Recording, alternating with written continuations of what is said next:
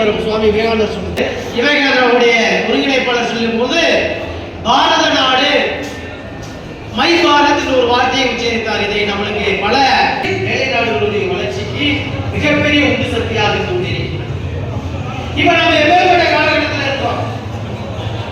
ஏன் இந்த விஷயத்துல நம்மளுடைய மரியாதைக்குரிய பாரத பிரதமர் அவர்களுடைய சொற்பொழிவை ஏன் கேட்க வேண்டும் அப்படின்றத நான் உங்ககிட்ட ஒரு சின்ன கோடிட்டு காட்ட விரும்புகிறேன்.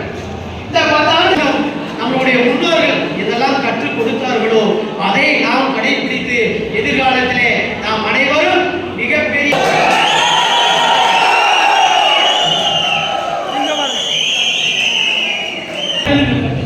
நம்ம நாடு அடுத்தபடியாக சிறப்பு விருந்தினர் மாவட்ட இருந்தது.